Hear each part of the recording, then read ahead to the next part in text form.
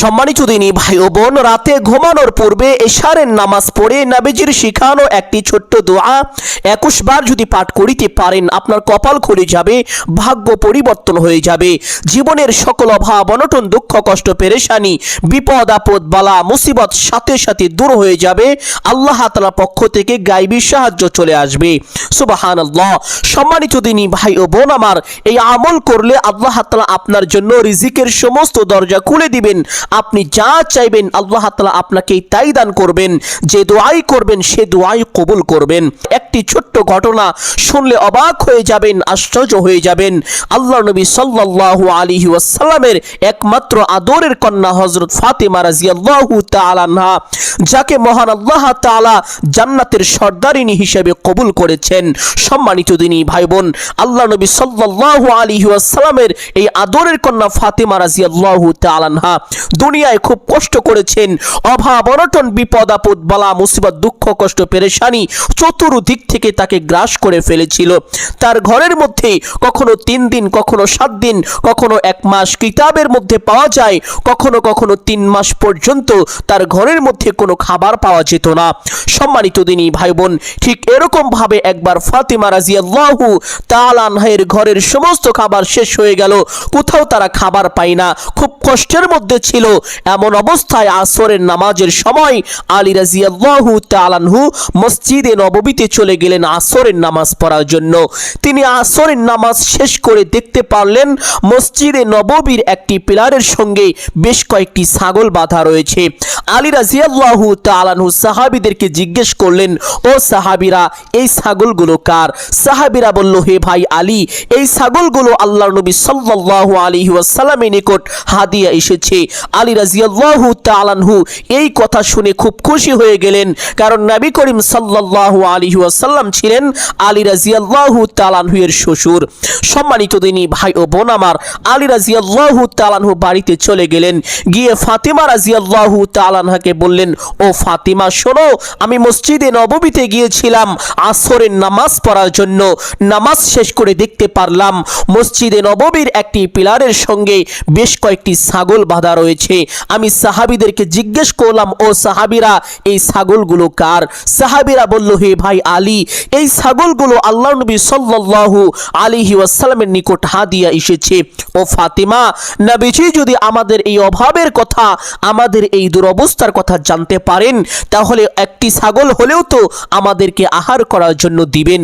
ও ফাতিমা, তুমি তোমার বাবার বাড়িতে চলে যাও, গিয়ে আমাদের এই দুরবস্থার কথা, আমাদের এই অভাবের কথা নবীজির কাছে তুলে ধরো। নবীজি আমাদেরকে আহার করার জন্য একটি ছাগল হলেও দিবেন। ফাতিমা রাদিয়াল্লাহু তাআলা আনহা এই কথা শুনে অত্যন্ত খুশি হয়ে গেলেন। তিনি তার বাবার বাড়ির দিকে রওনা করলেন।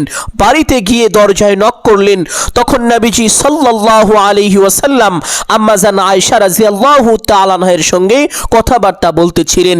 যখন ফাতিমা রাদিয়াল্লাহু তাআলা আনহা দরজায় গিয়ে করাঘাত করলেন, তখন নবীজি সাল্লাল্লাহু আলাইহি ওয়াসাল্লাম দাঁড়িয়ে গেলেন। তিনি কাঁপতে শুরু করলেন।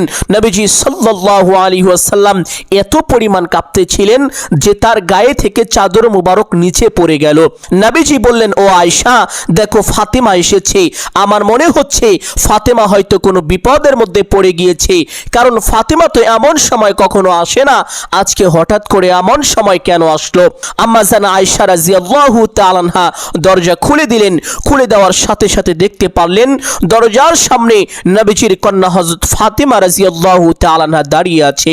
আম্মা জান আয়েশা রাদিয়াল্লাহু তাআলা আনহা ফাতিমা রাদিয়াল্লাহু তাআলা আনহাকে ঘরের মধ্যে আসার অনুমতি দিলেন। ফাতিমা রাদিয়াল্লাহু তাআলা আনহা ঘরের মধ্যে আসলেন। নবীজি সাল্লাল্লাহু আলাইহি ওয়াসাল্লাম তার ব্যাপারে জিজ্ঞেস করলেন, তার সুখ দুঃখের খবর নিতে চাইলেন। তখন ফাতিমা রাদিয়াল্লাহু তাআলা আনহা বললেন, ইয়া রাসূলুল্লাহ সাল্লাল্লাহু আলাইহি ওয়াসাল্লাম, কয়েকদিন যাবত আমাদের ঘরের মধ্যে কোনো খাবার নেই, ক্ষুধার জ্বালায় আমরা অতিষ্ঠ হয়ে গিয়েছি, খুব পেরেশানির মধ্যে আছি, খুব কষ্টের মধ্যে আছি। নবীজি বললেন, ও ফাতিমা, আমার কাছে কিছু ছাগল হাদিয়া এসেছে, আমি চাইলে তোমাকে এখান থেকে একটি ছাগল দিয়ে দিতে পারি, যা অল্প কয়েকদিন খেলেই শেষ হয়ে যাবে, তারপরে তোমরা কি খাবে? ও ফাতিমা, এই ছাগলের পরিবর্তে তোমার জন্য আরেকটি সুযোগ আছে, আরেকটি অপশন আছে, তা হলো একটি দোয়া। এই দোয়াটি যদি তোমাকে শিখিয়ে দেই আর তুমি যদি এই দোয়ার আমলটি করো, আল্লাহ তাআলা তোমাকে গায়বী রিজিক দান করবেন, তোমাদের রিজিক কখনোই শেষ হবে না। সুবহানাল্লাহ। ফাতিমা রাদিয়াল্লাহু তাআলা আনহা বললেন, ইয়া রাসূলুল্লাহ সাল্লাল্লাহু আলাইহি ওয়াসাল্লাম, আমার ছাগলের দরকার নেই, আমাকে আমলটি শিখিয়ে দিন। ছাগল যদি নিয়ে যাই অল্প কয়েকদিন পরে শেষ হয়ে যাবে, তারপরে আমরা কি খাবো? আর যদি আমলটি করি তাহলে তো আল্লাহ তাআলা আমাদেরকে গায়বীভাবে সাহায্য করবেন, গায়বী রিজিক দান করবেন। এই চিন্তা করে ফাতিমা রাদিয়াল্লাহু তাআলা আনহা ছাগলটি রেখে আমলটি নিয়ে নিজ বাড়ির উদ্দেশ্যে রওনা করলেন। আর অপরদিকে হযরত আলী রাদিয়াল্লাহু তাআলা আনহু তিনি মনে মনে ভাবছেন, ফাতিমা রাদিয়াল্লাহু তাআলা আনহা তার বাবার বাড়িতে গিয়েছে ছাগল আনার জন্য, তিনি অবশ্যই একটি ছাগল হলেও আনবেন, এই ছাগল জবাই করব, এই ছাগলের গোশত আহার করব, এই চিন্তা করছেন আর ছুরিতে ধার দিচ্ছেন। অতঃপর যখন ফাতিমা রাদিয়াল্লাহু তাআলা আনহা তার বাড়ির কাছাকাছি অবস্থায় চলে আসলেন, আলী রাদিয়াল্লাহু তাআলা আনহু দেখতে পারলেন যে তার হাতের মধ্যে কোনো কিছুই নাই, কোনো ছাগলও নাই, কোনো খাবারও নাই। এই অবস্থা দেখে আলী রাদিয়াল্লাহু তাআলা আনহু এর মনটা ভেঙে চূর্ণ বিচূর্ণ হয়ে গেল, তিনি আরো বেশি কষ্ট পেল।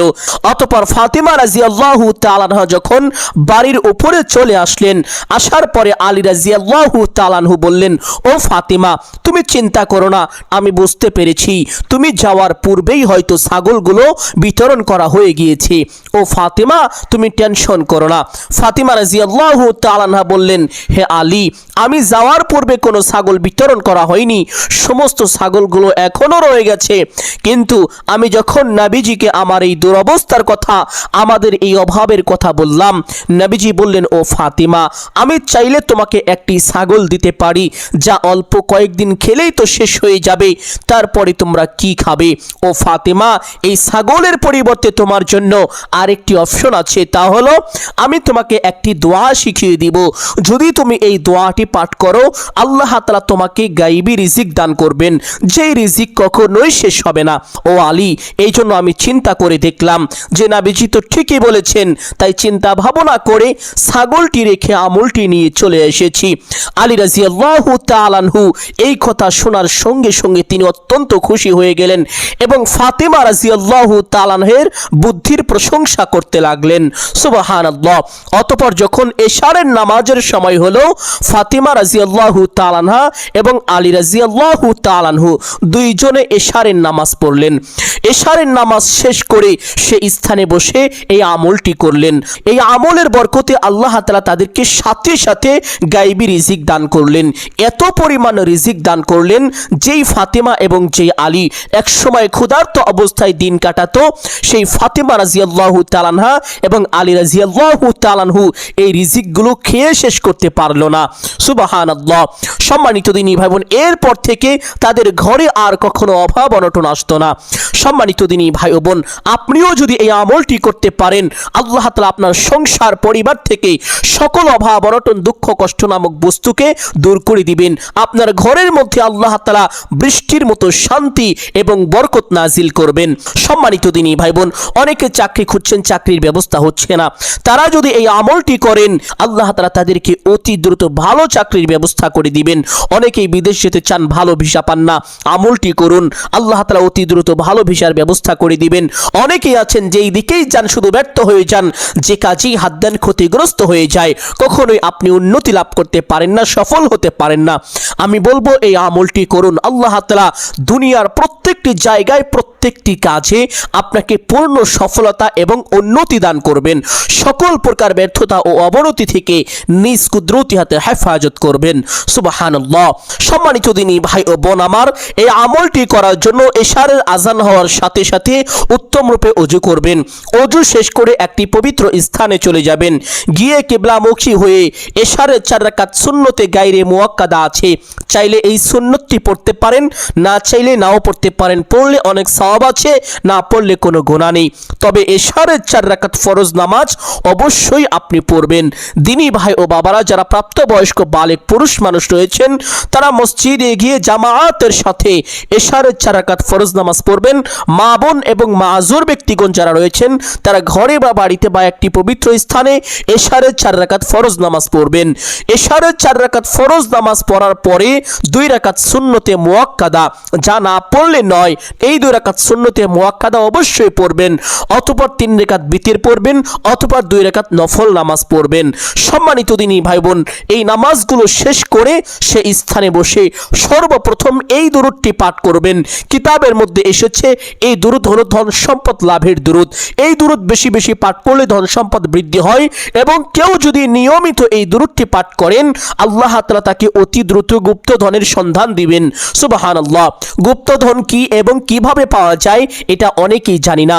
সম্মানিত দিনী ভাই বোন, গুপ্তধন হলো, আমরা যেমন অনেক সময় শুনি মাটির ভিতর থেকে বা মাটির নিচ থেকে কিছু স্বর্ণ পাওয়া গেছে, হীরা পাওয়া গেছে, এটা হলো গুপ্তধন।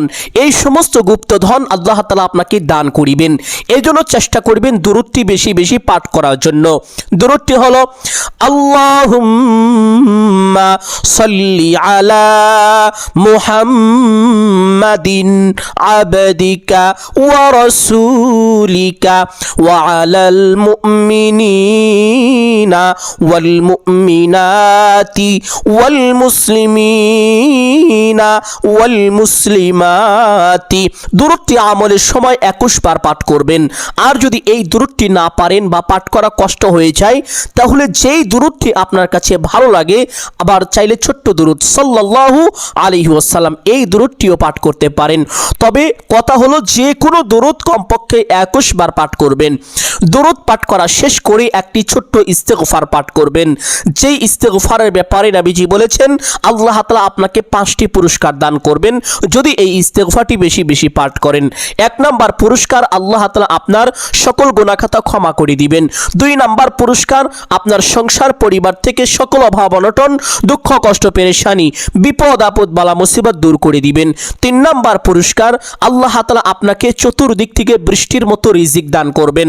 4 নাম্বার পুরস্কার, যাদের সন্তানাদি হয় না তারা যদি এই ইস্তেগফার বেশি বেশি পাঠ করে আল্লাহ তাআলা তাদেরকে অতি দ্রুত সন্তান দান করবেন। আর যাদের সন্তান আছে কিন্তু সন্তানগুলো কথা শোনে না, তারা যদি এই ইস্তেগফার বেশি বেশি পাঠ করে এবং মনে মনে আল্লাহ তাআলার কাছে ওই সন্তানের জন্য হেদায়েতের দোয়া করে, আল্লাহ তাআলা ওই সন্তানকে অতি দ্রুত ভালো করে দিবেন, হেদায়েত দান করবেন। সুবহানাল্লাহ। 5 নাম্বার সর্বশেষ পুরস্কার, আল্লাহ তাআলা এই ইস্তেগফারের বরকতে আপনাকে নিরাপদে বিনা হিসাবে জান্নাতে পৌঁছে দিবেন এবং জান্নাতি নহর থেকে বিশেষ শরবত পান করাবেন। যেই শরবত একবার পান করলে আপনার জন্য জান্নাত সুনিশ্চিত হয়ে যাবে এবং জাহান্নাম চিরতরে হারাম হয়ে যাবে। সুবহানাল্লাহ। আর সেই ছোট্ট ইস্তেগফারটি হযরত আব্দুল্লাহ ইবনে আব্বাস রাদিয়াল্লাহু তাআলা আনহু তিনি এইভাবে বর্ণনা করেছেন। ইস্তেগফারটি হলো আস্তাগফিরুল্লাহাল্লাযী লা ইলাহা ইল্লা হুয়াল হাইয়ুল কাইয়্যুম ওয়া আতুবু ইলাইহি। তবে আপনি যদি এই ইস্তেগফারটি না পারেন, হক্কানি উলামায়ে কেরাম বলেছেন আস্তাগফিরুল্লাহ এই ইস্তেগফারটি পাঠ করলেও হবে। এইজন্য চেষ্টা করিবেন যদি পারেন তাহলে সরাসরি হাদিসে বর্ণিত যে ইস্তেগফারটি আস্তাগফিরুল্লাহাল্লাযী লা ইলাহা ইল্লা হুয়াল হাইয়ুল কাইয়্যুম ওয়া আতুবু ইলাইহি 21 বার পাঠ করার জন্য, না পারলে শুধুমাত্র আস্তাগফিরুল্লাহ 21 বার পাঠ করবেন। ইস্তেগফারটি 21 বার পাঠ করা শেষ করে নবীজির প্রিয় একটি ছোট্ট তাসবিহ 100 বার পাঠ করবেন। যেই তাসবিহের ব্যাপারে আল্লাহর নবী সাল্লাল্লাহু আলাইহি ওয়াসাল্লাম পবিত্র হাদিসের মধ্যে ইরশাদ করেছেন, যেই ব্যক্তি এই তাসবিহটা 100 বার পাঠ করবে তার গুনাহের পরিমাণ যদি সমুদ্রের ফেনা রাশিও হয়ে থাকে তবুও মহান আল্লাহ তাআলা তার জীবনের সমস্ত গুনাহ খাতা ক্ষমা করে দিবেন। সুবহানাল্লাহ। আর সেই ছোট তাসবিহটা হলো সুবহানাল্লাহি ওয়া বিহামদিহি সুবহানাল্লাহি ওয়া বিহামদিহি সুবহানাল্লাহি ওয়া বিহামদিহি 3 বার পাঠ করলাম। আপনারা ঠিক এরকম ভাবে 100 বার একাধারে এই তাসবিহটা পাঠ করিবেন। তাসবিহটা পাঠ করা শেষ করে সেই দোয়াটি পাঠ করিবেন, যেই দোয়াটি আল্লাহ নবী সাল্লাল্লাহু আলাইহি ওয়াসাল্লাম ফাতিমা রাদিয়াল্লাহু তাআলা আনহাকে শিখিয়েছিলেন। যেই দোয়া করে ফাতিমা রাদিয়াল্লাহু তাআলা আনহা আল্লাহ তাআলার পক্ষ থেকে সরাসরি গায়বী রিজিক পেয়েছিলেন। সুবহানাল্লাহ। আর সেই দোয়াটি হলো আল্লাহুম্মা ইয়া আউয়ালাল আউয়ালিন ইয়া آخر الآخرين يا ذا القوة المتين يا راحم المساكين يا أرحم الراحمين। সম্মানিত দিনী ভাই বোন, যারা বিবাহিত আছেন তারা এশারের নামাজ পড়ে স্বামী স্ত্রী এক জায়গায় বসে একসাথে এই আমলটি করবেন। নবীজি সাল্লাল্লাহু আলাইহি ওয়াসাল্লাম ফাতিমা রাদিয়াল্লাহু তাআলা আনহাকে বলেছিলেন, ও ফাতিমা, তুমি আর আলী দুইজনে মিলে এশারের নামাজ পড়ে যদি এই আমল করতে পারো, আল্লাহ তাআলা তোমাদেরকে গায়েবী রিজিক দান করবেন। তাহলে এই হাদিস থেকে বোঝা যায় স্বামী স্ত্রী যারা আছেন তাদের উভয়কেই এই আমলটি করতে হবে। অনেকে আছেন স্ত্রী বাড়িতে থাকেন এবং স্বামী বাহিরে বা বিদেশে বা বিভিন্ন জায়গায় কাজকর্ম করেন, তারা একসাথে এই আমলটি করতে পারবেন না। তাদের জন্য সঠিক নিয়ম হলো স্ত্রী স্ত্রীর জায়গায় বসে আমলটি করবে, স্বামী যেখানে থাকে সেখানে এশারের নামাজ পড়ে স্বামী এই আমলটি করবে। একই সময় করতে হবে বিষয়টি এমন না, স্বামী যখন সময় পাবে তখন আমল করে নিবে, স্ত্রী যখন সময় পাবে স্ত্রী তখন আমল করে নিবে। আর যারা অবিবাহিত এখনো বিবাহ করেননি তারা এই আমলটি কিভাবে করবেন? আপনার পরিবারের সকল লোকজন মিলে চেষ্টা করবেন একসাথে বসে আমলটি করার জন্য। যদি সম্ভব না হয় তাহলে আপনি একা একা এশারের নামাজ পড়ে আমলটি করবেন, আপনার আমলটি হয়ে যাবে ইনশাআল্লাহ। সম্মানিত দিনী ভাই বোন, এইভাবে ছোট্ট দোয়াটি 21 বার পাঠ করা শেষ করে আবার সেই দুরূদ শরীফটি 21 বার পাঠ করবেন। আল্লাহুম্মা সাল্লি আলা মুহাম্মাদিন আবদিকা ওয়া রাসূলিকা ওয়া আলাল মুমিনিনা ওয়াল মুমিনাতি ওয়াল মুসলিমিনা ওয়াল মুসলিমাতি। যদি এই দুরূদ না পারেন তাহলে যে কোনো একটি ছোট্ট দুরূদ 21 বার পাঠ করবেন। পাঠ করা শেষ করে মোনাজাত করবেন এইভাবে, আলহামদুলিল্লাহি রাব্বিল আলামিন ওয়াসসালাতু ওয়াসসালামু আলা সাইয়্যিদিল আম্বিয়া ওয়াল মুরসালিন। এই দুইটি বাক্য বলার পরে আপনার যা কিছু প্রয়োজন সমস্ত কিছু আল্লাহ তাআলার কাছে চাইবেন। চাওয়া শেষ করে একবার বলবেন, হে আল্লাহ, আপনার হাবিবের উসিলা করে আমার দোয়া মোনাজাত কবুল আর মঞ্জুর করে নিন। অতঃপর 3 বার বলবেন, আমিন আমিন আমিন বিরহমাতিকা ইয়া আরহামার রাহিমিন। মোনাজাত শেষ করে একবার পড়বেন সাল্লাল্লাহু আলাইহি ওয়াসাল্লাম। সাথে সাথে আপনার দোয়া আল্লাহ তাআলার আরশে আজিমে পৌঁছে যাবে, আপনার দোয়া কবুল আর মঞ্জুর হয়ে যাবে। এইভাবে যদি এই আমলটি করতে পারেন আপনার কপাল খুলে যাবে। আপনি যা চাইবেন আল্লাহ তাআলা আপনাকে তাই দান করবেন। যে দোয়াই করবেন সে দোয়াই কবুল করবেন। জীবনের সকল অভাব অনটন দুঃখ কষ্ট পেরেশানি বিপদ আপদ বালা মুসিবত সাথে সাথে দূর করে দিবেন। সুবহানাল্লাহ। সম্মানিত দিনী ভাই ও বোন আমার, আমি আশা করছি আজকের এই আমলটি আপনাদের সকলের জন্য অত্যন্ত গুরুত্বপূর্ণ এবং উপকারী ছিল। অতএব সকলকে বলবো সদকায়ে জারিয়ার উদ্দেশ্যে কমপক্ষে একটি হলেও শেয়ার করে দিবেন। যদি আলোচনাটি ভালো লাগে অবশ্যই ভিডিওতে একটি লাইক করবেন, কমেন্টে আমিন বলে দোয়ায় শরীক থাকবেন। যারা এই চ্যানেলে নতুন দর্শক রয়েছেন চেষ্টা করিবেন চ্যানেলটি সাবস্ক্রাইব করে রাখার জন্য। সকলের জন্য অন্তর থেকে দোয়া করি আল্লাহ তাআলা সকলকে ভালো রাখুন, সুস্থ রাখুন, জানে মালে কামায় রুজি ব্যবসা বাণিজ্যে প্রচুর পরিমাণ উন্নতি ও বরকত দান করুন। সকলেই বলি আমিন সুম্মা আমিন। আসসালামু আলাইকুম ওয়া রাহমাতুল্লাহি ওয়া বারাকাতুহু।